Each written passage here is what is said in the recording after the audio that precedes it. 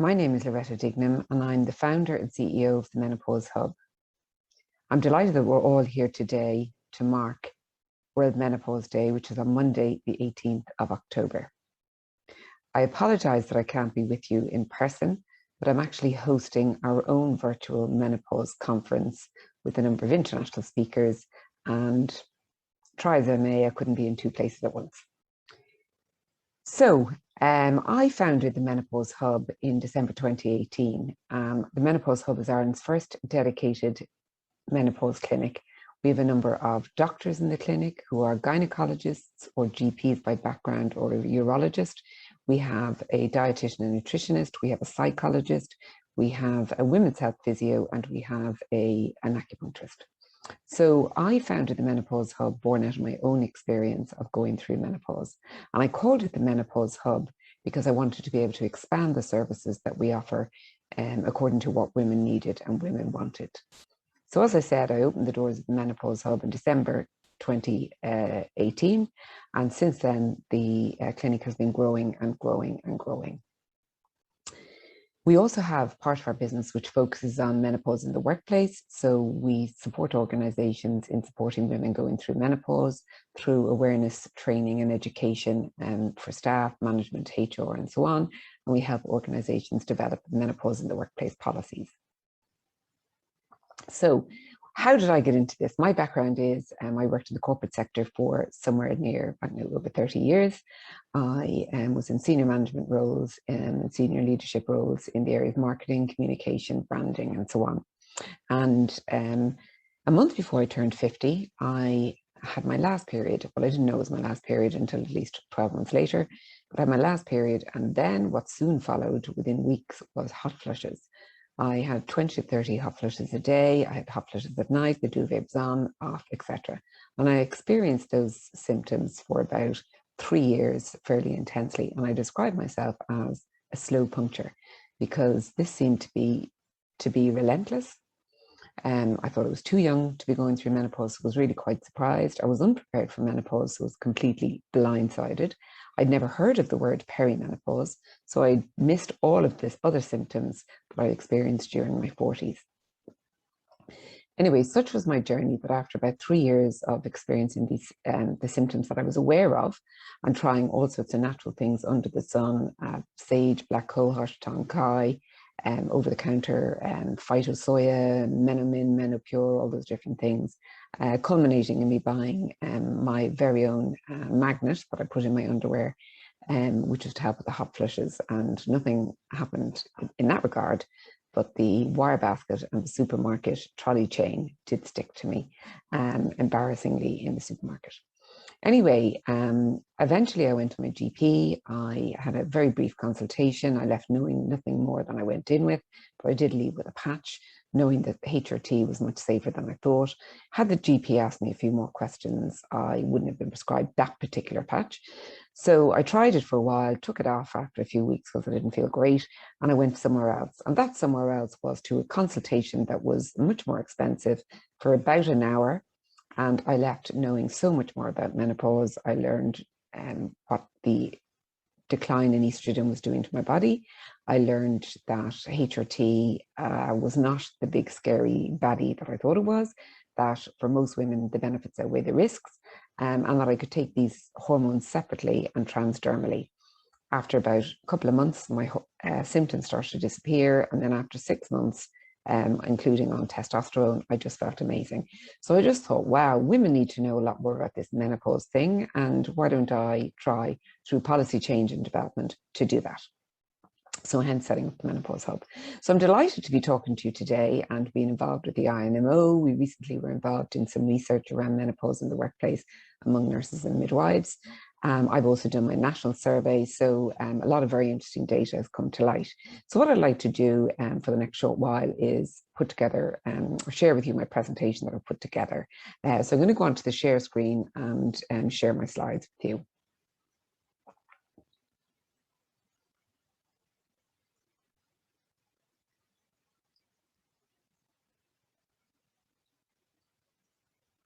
Now, sorry about that.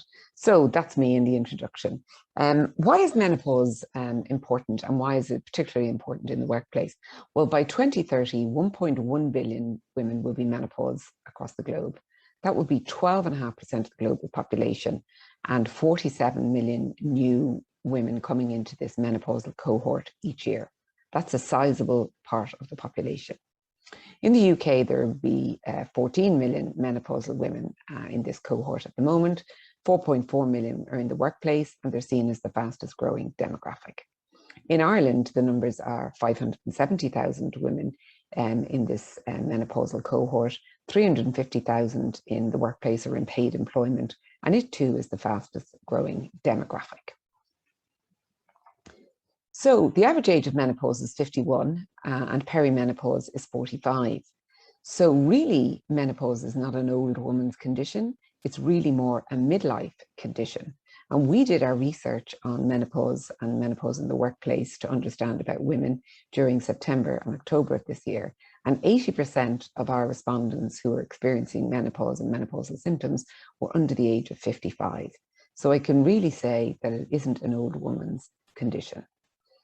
Symptoms, there are about 40 plus symptoms, and I'll take you through those in a minute. In the research we conducted, 90% of the women have symptoms. 85% describe them as moderate to severe, and 30% describe them as debilitating. In terms of education, we're unprepared for menopause. I told you my personal story about being unprepared for menopause. But truth is, from research I did this time last year, 80% of women in Ireland are unprepared for menopause, and 66% know little or nothing about it. I knew hot flushes and no periods, but I really would consider that very little.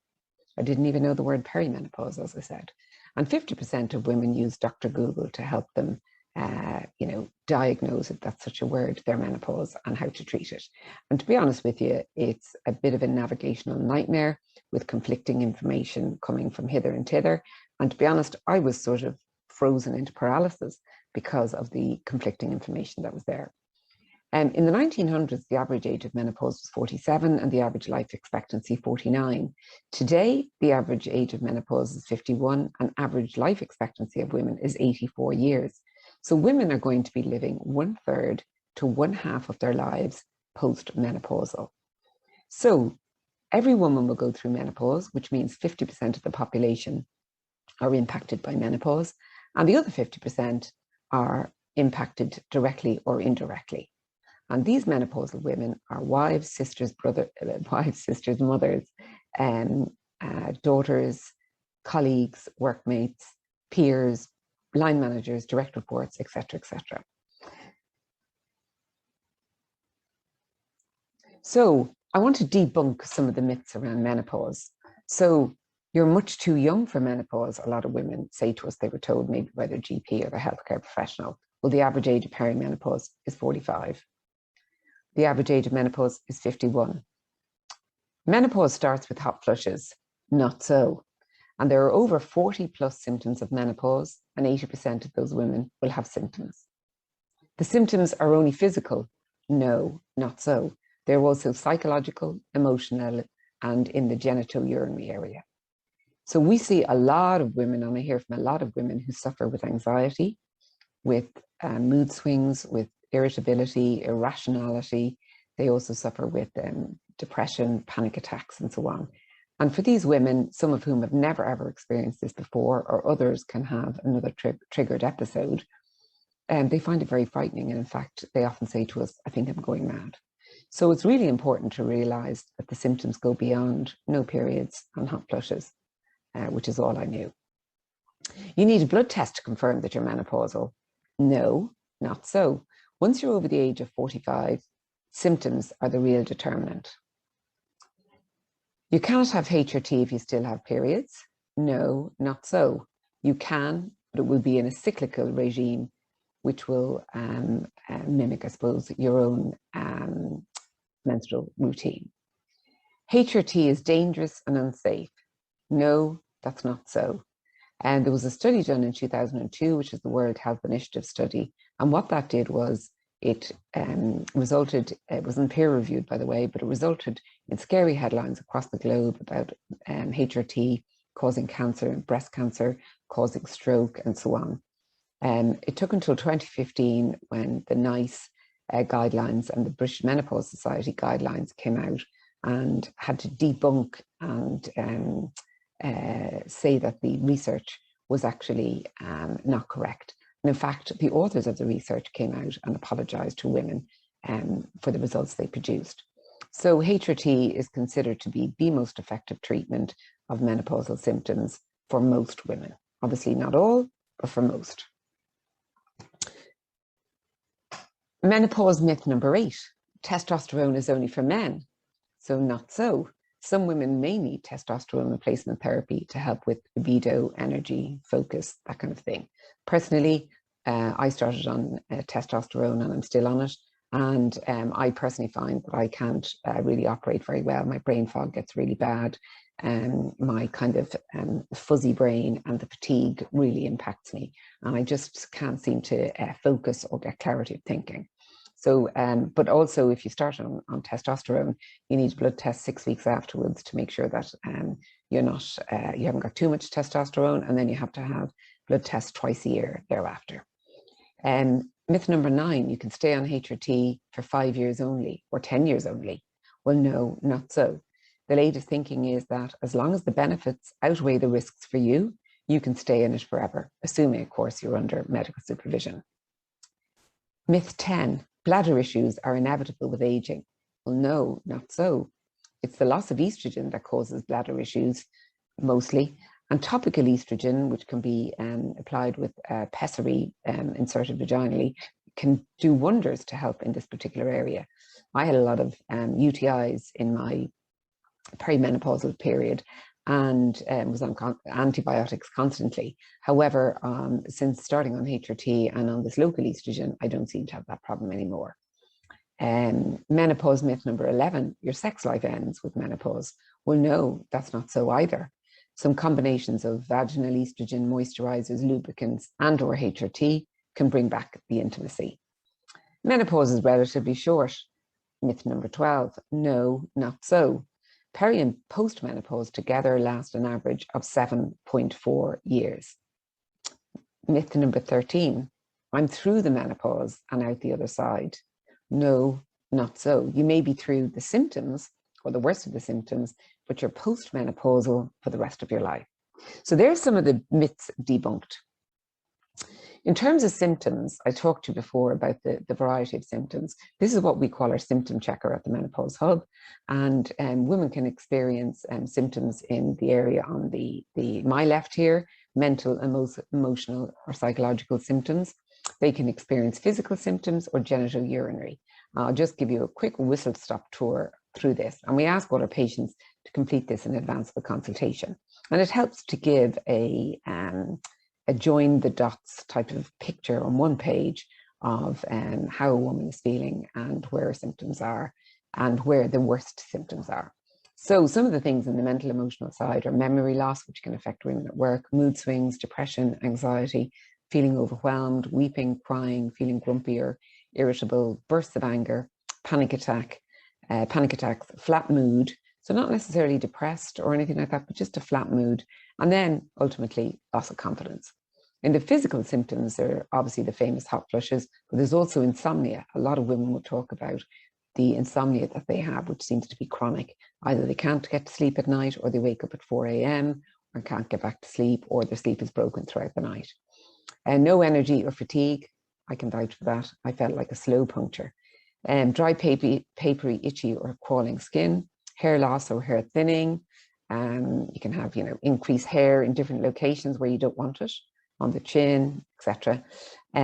Skin changes, pimples, acne, migraine or headaches. I had headaches and developed migraine with aura in my perimenopause, and I was sent by my GP with no mention of perimenopause, I might add, for a brain scan, which luckily came back as all normal. But nobody associated that with perimenopause. Weight gain, I put on about 10 pounds. Stiffness, aches and pains. Some women think that they're getting rheumatoid arthritis. I had pains in my ankles, which I would never have associated with menopause or with the declining estrogen. Heart palpitations, so some women end up in A&E thinking they're having a heart attack or a heart condition. Receding gums, went to the dentist, was given that news. Dry eye, I ended up in the eye and ear A&E department 3 times with dry eye. I never thought something so simple could cause so much pain. Anyway, that's all gone. Brain fog, oh, I had that. Burning tongue or mouth is more rare, but some women experience it. Digestive problems, I developed acid reflux, tingling extremities, brittle nails, irregular periods. My periods didn't seem to me to be irregular. Now, they can be heavier, lighter, more frequent, less frequent. They can be shorter, longer. Women can experience flooding, which is this really, really heavy periods. And in my case, I noticed that they changed a bit, got a bit shorter, but I didn't really associate that with anything because I didn't know. Muscle tension, allergies. I developed asthma in my 40s, and I checked with the Asthma Society of Ireland, and yes, you can develop asthma in perimenopause or menopause. And a very good friend of mine who went through menopause later than I did has also developed asthma. In the genitourinary area, we can have loss of libido, I mentioned that already, painful sex, vaginal discharge, vaginal UTIs, urinary tract infections, bladder issues, incontinence. I used to get, when I laughed, coughed or sneezed, I used to get a leak. I also, when I ran, used to get up to go to the loo in the night. And you see on the ads, you know, about this, I'll wear a pad and this is normal. It's not normal.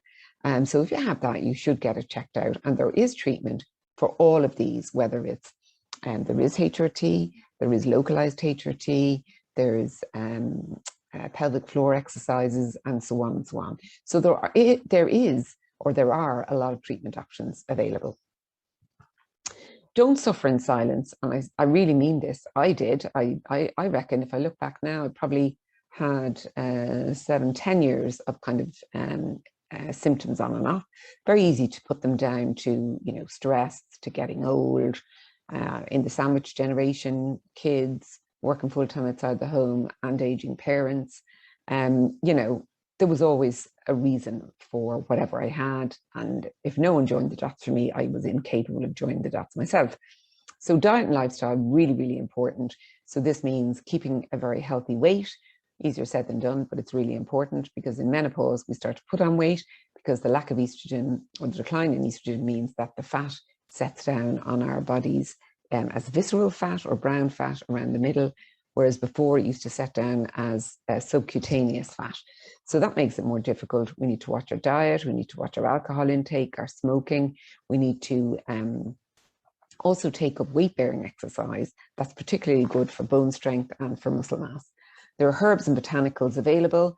Just word of warning, there isn't a huge level of evidence available about how they can help, but for some women, they swear by them. So there's sage, there's over-the-counter solutions. If you go to a reputable health food shop, they can give you a variety of different things for a variety of different symptoms.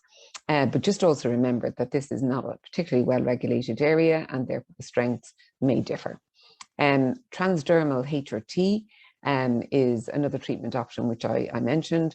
It's a more modern version of the HRT that used to be available, and it's applied through gels, patches, and creams, and it's known as bioidentical, body identical, or nature identical because it's made to mimic exactly the female hormones. There's also non-hormonal medical solutions available. So if you're unable to take HRT or not interested, and your symptoms are severe, or some symptoms are, you know, affecting your quality of life, because at the end of the day, what impacts my quality of life may not impact yours, and vice versa. So there are non-medical treatments available. And there's also cognitive behavioral therapy. Our psychologists have been trained by the British Menopause Society, and CBT is very effective for anxiety, for sleep, for hot flushes. And to be honest with you, it's a fantastic life tool. I mentioned pelvic physio. It's not only just the pelvic floor exercises, but it's also a number of devices that can be used to help stimulate the pelvic floor, whether they're electric, laser, or infrared, or whatever. So look, all I'll just say to you is, if you're suffering, don't suffer in silence. Because menopause has been so taboo, nobody talks about it.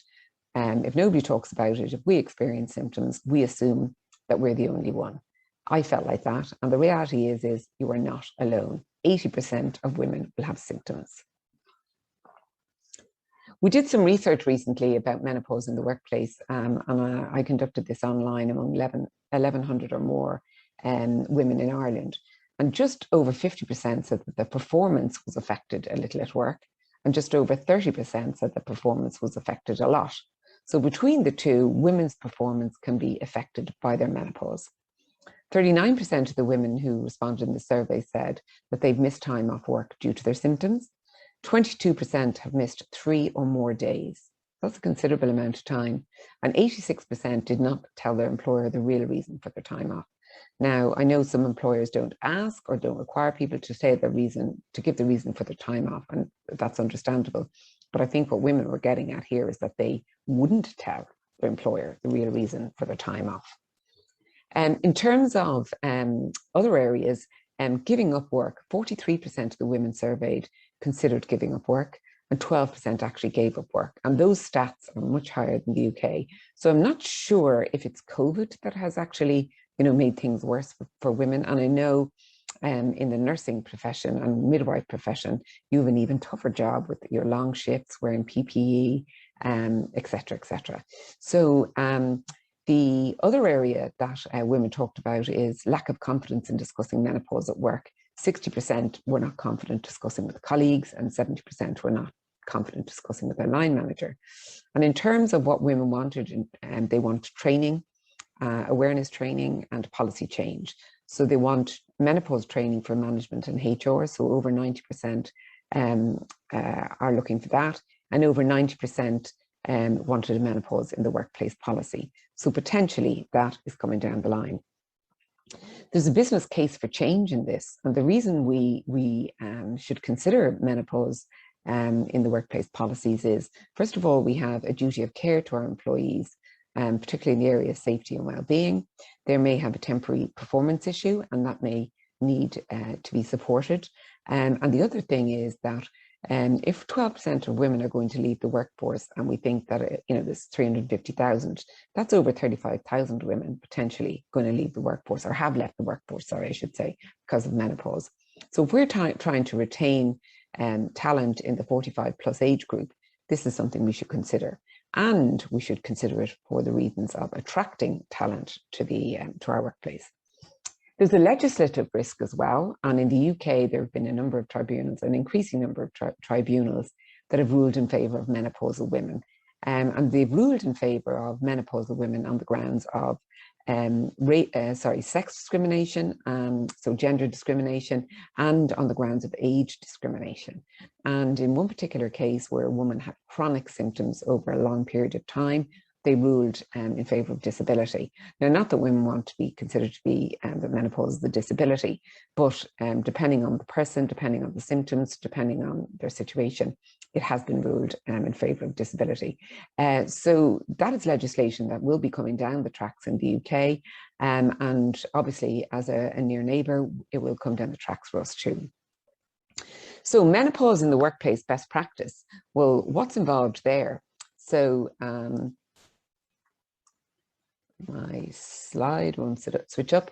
So what's best to start with is the staff survey, which I know Steve Pittman of the INMO has done amongst midwives and nurses. So that would be very interesting to kind of get a health check or a temperature check on menopause at work. Awareness training for staff. So sessions like this can be very, very beneficial for staff to drive awareness of and understanding of what menopause is to start with. And then there could be training, specific training and workshops for managers and for HR. There can also be the appointment of menopause champions. So these are people who will champion menopause in the workplace. They can also help broker conversations that may be difficult between staff and management. The key to it all, I believe, is the whole reasonable adjustments piece, which is, reasonable adjustments need to be made on a person by person basis. So is it something that, you need your uniform to be adjusted? You need more pieces. You need some way of coping with the heat, the material, etc. Is it access to water, cold water? Is it access to restrooms or somewhere to change? Is it, if you're in an office-based environment, access to a window or aircon, or fans, an individual fan at your desk? Is it supporting women through, social groups in the workplace? There's absolutely so many different ways. Is there, would it help if the woman was given more flexibility in terms of sick leave, in terms of absence, in terms of start time, start date, all that kind of thing? So there are a number of reasonable adjustments, and I think it's up to the manager and the individual to work out how best a woman can be supported through a difficult time for her. Obviously, there's women who don't want to be put in this, be labelled menopausal and want any special treatment. And obviously that's their right, and they're absolutely entitled to that. But there are others who may need help. And finally, there's a whole EAP, which is employee assistance programs, which offer, access to psychologists and counselling or medical specialists who deal in menopause or whatever. So that's something else that organisations can consider. But ultimately, it would lead to development of a specific menopause policy. And obviously that policy needs to be something that's lived and breathed throughout the organisation, rather than something that's kind of developed, the box ticked and left on the shelf to gather dust. So normally, if I was live, I would ask people if they had questions and answers, and I'd be happy to respond to those. Unfortunately, it's not live. So if anybody has any questions, they can contact me at loretta.duignam@menopausehub.ie, or go onto our website. If you're interested in menopause in the workplace training, you can also contact my colleague Gráinne O'Reilly at menopausehub.ie. Or you can contact me on LinkedIn. We're also on social media. So best of luck with the rest of the conference. I hope it goes really well. And I have a challenge for everyone on this. I challenge you to become menopause ambassadors. I challenge you to go out and talk about menopause out in the wider world, in your workplace, among friends, with colleagues, with your family, etc., etc. Because the more of us that talk about it, the greater the chance that we have of breaking down the stigma and the taboo around menopause. So wishing you all the very best for World Menopause Day on Monday, the 18th of October.